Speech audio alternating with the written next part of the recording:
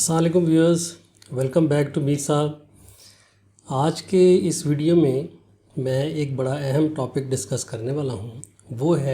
वो ये है कि चैट जीपीटी को स्टूडेंट लोग इस्तेमाल कर रहे हैं, उनकी तो मौजें लगी हुई हैं, लेकिन टीचर्स लोग और दूसरे जो एकेडमियंस हैं वो कंसर्न है कि ये एक किस्म की चीटिंग है और स्टूडेंट सीखने की बजाय चैट जीपीटी से काम करवा के सबमिट करवा रहे हैं। तो इस कंसर्न के ऊपर आज हम बात करेंगे कि क्या ये चीटिंग इसको कहा जा सकता है या नहीं। उसके अलावा मार्केट में कुछ ऐसे सॉफ्टवेयर टूल्स आ चुके हैं जिनके अंदर अगर आप एक टेक्स्ट जो सबमिट किया है, असाइनमेंट जो किसी स्टूडेंट ने सबमिट की है, उसको आप उसके अंदर पेस्ट करते हैं तो वो चेक करके बताता है कि क्या ये टेक्स्ट किसी एआई मॉडल ने जनरेट किया है या किसी ह्यूमन बीइंग ने जनरेट किया है। इस तरह के दो मॉडल मैं आज आपको दिखाऊंगा और उनकी परफॉर्मेंस हम चेक करेंगे। फिर ऐसे मॉडल्स के तोड़ के तौर पे कुछ और सॉफ्टवेयर टूल्स आ चुके हैं जो एआई जनरेटेड टेक्स्ट को स्क्रैम्बल कर देते हैं, यानी उसके अंदर कुछ वर्ड्स को चेंज करते हैं और जो चैट जीपीटी का एक स्टैंडर्ड फॉर्मेट है उसको डिस्टर्ब कर देते हैं। तो उनका कहना ये है कि इसके बाद इस टेक्स्ट को अगर आप एआई मॉडल चेक करने वाले टूल्स के अंदर डालेंगे तो वो डिटेक्ट नहीं कर पाएंगे कि ये टेक्स्ट जो है किसी ह्यूमन बीइंग ने लिखा है या किसी एआई टूल ने लिखा है।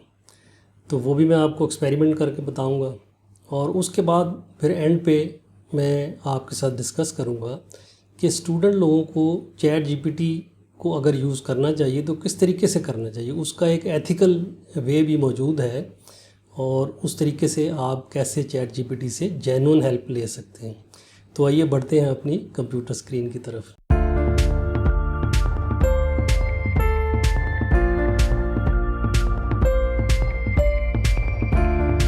जी, इस वक्त मैंने स्क्रीन पे आप देख सकते हैं कि चैट जीपीटी का पेज खोला हुआ है, मेरा पसंदीदा जो क्रोम के अंदर एक एक्सटेंशन मैं इंस्टॉल करके आपको पिछली वीडियोज़ में बता चुका हूँ कि किस तरीके से ये एक्सटेंशन इंस्टॉल करनी है।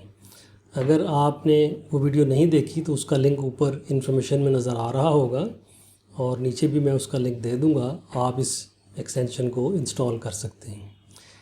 यहाँ पे मैंने ये कमांड इसको दी है, प्रॉम्प्ट दिया है, राइट अ 500 वर्ड्स ऐसे on the effects of global warming. तो इसने ये मुझे ऑलरेडी एक टेक्स्ट प्रोड्यूस करके दे दिया है। इसको मैंने यहाँ से कॉपी किया है, यहाँ कॉपी का बटन दबाया और ये एक टूल है जो चेक करता है। इसका नाम है एआई टेक्स्ट क्लासीफायर। ये उसी कंपनी ने बनाया है जिसने चैट जीपीटी बनाया है, यानी कि ओपन एआई कंपनी का नाम है, उनका अपना बनाया हुआ ये टूल है। और वो ख़ुद कहते हैं कि इसकी लिमिटेशन है, इसके अंदर भी एरर आ सकते हैं। सिर्फ़ इसके रिज़ल्ट की बुनियाद पे टीचर्स को अपने स्टूडेंट्स को पेनलाइज़ नहीं करना चाहिए और ये नहीं कह देना चाहिए कि ये एआई जनरेटेड है, क्योंकि इसके अंदर अभी एरर्स आ सकते हैं। तो मैंने ये टेक्स्ट इसके अंदर कॉपी किया यहाँ पे और यहाँ पे मैं इसको सबमिट का बटन दबा दूँगा तो ये नीचे उसको एनालाइज करके अपना रिज़ल्ट देगा। ये इस जगह पे इसका आंसर अभी आना चाहिए। अच्छा जी, इसने अभी एक एरर जनरेट कर दिया है, there was an issue communicating with our model, please try again later. इसको हम दोबारा बाद में देखेंगे। फ़िलहाल अगले टूल की तरफ आ जाते हैं। इसका नाम है GPT-0। ये यहाँ पे इसका बार में एड्रेस आ रहा है। इसके अंदर भी मैंने वही टेक्स्ट अपना पेस्ट कर दिया है और अब यहाँ पे मैं प्रेस करूँगा गेट रिज़ल्ट्स का।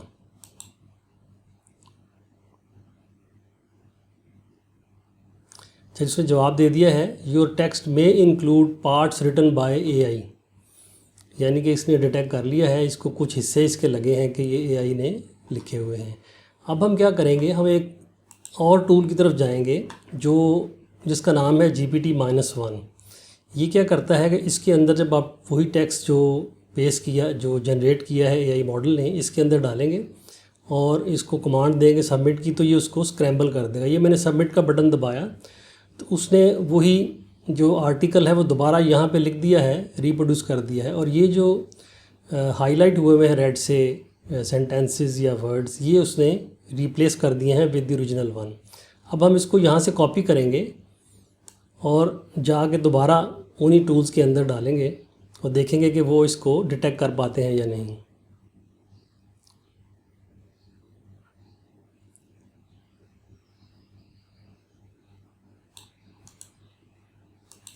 ये इसको हमने कॉपी किया और ये GPT-0 के अंदर इसको मैं पेस्ट करूँगा। पहले इसको हम डिलीट कर लेते हैं जो कुछ हमने पहले लिखा था।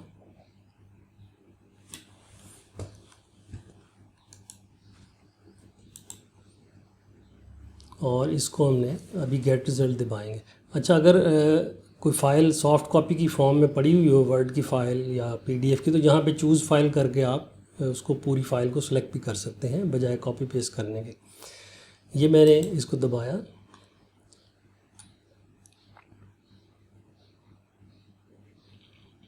अच्छा, ये देखें जनाब, इसको धोखा हो गया है। ये कह रहा है your text is likely to be written entirely by a human, क्योंकि ये वो टेक्स्ट था जो हम स्क्रैम्बल करके लाए थे।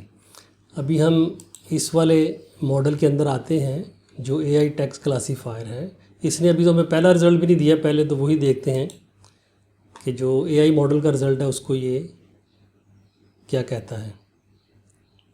अच्छा, it is still giving an error, आज ये काम नहीं कर रहा, आई डोंट नो वाई। तो इसको हम छोड़ देते हैं। ये मैंने शुरू में आपको बताया था कि इसका रिज़ल्ट वैसे भी इतना ज़्यादा अच्छा नहीं होता, अक्सर ही एरर करता है।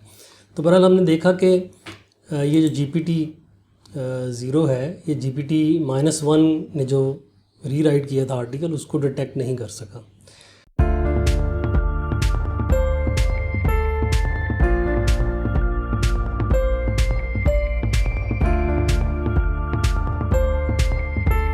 अब आते हैं इसके एथिक्स की तरफ कि जब भी कोई टेक्नोलॉजी नई लॉन्च होती है किसी सोसाइटी में, तो उसके कुछ फ़वाइद होते हैं, कुछ उसके नेगेटिव साइड इफ़ेक्ट्स भी होते हैं। तो नेगेटिव साइड इफ़ेक्ट्स की वजह से उस टेक्नोलॉजी को सोसाइटी में ऐसा नहीं हो सकता कि अडॉप्ट ना किया जाए। वो टेक्नोलॉजी आके रहती है और अपना असर दिखा के रहती है। अलबत्ता लोगों को उसके मुताबिक अपना जो काम है वो रीडिज़ाइन करना पड़ता है। अब मैं आऊँगा अपने असातिज़ा इकराम की तरफ और एजुकेशन सिस्टम की तरफ कि उनका जो एक असेसमेंट का तरीका था और असाइनमेंट देने का तरीका था, no that has to be redesigned. उनको नए तरीके से टेस्ट लेने होंगे, क्योंकि इस तरह के टूल तो अब ओपन मार्केट में आ गए हैं। स्टूडेंट्स इस तरह की असाइनमेंट्स उनको देंगे तो वो ठक करके लिखवा के ले आएंगे। तो लिहाजा आपको अपने एजुकेशन सिस्टम को रीडिज़ाइन करने की ज़रूरत है, लेकिन that will take time, definitely उसमें 5-10 साल लगेंगे। अब आते हैं कि स्टूडेंट्स को क्या करना चाहिए और रिसर्चर्स को क्या करना चाहिए।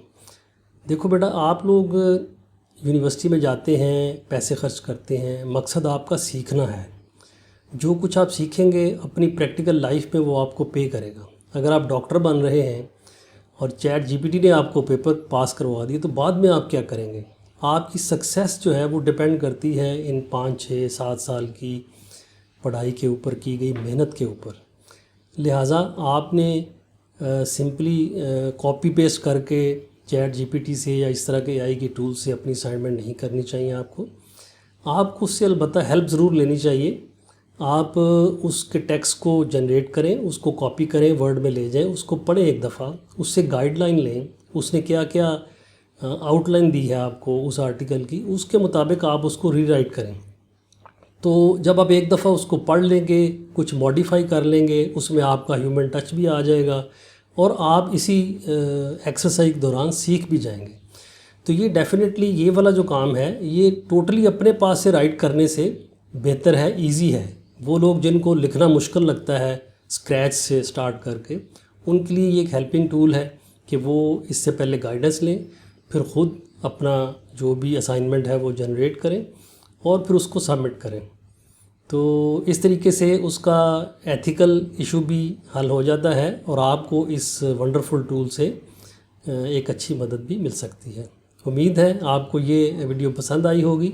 ऐसी ही मज़ीद वीडियोस देखने के लिए लाइक करें इस वीडियो को और मेरे चैनल को सब्सक्राइब करें।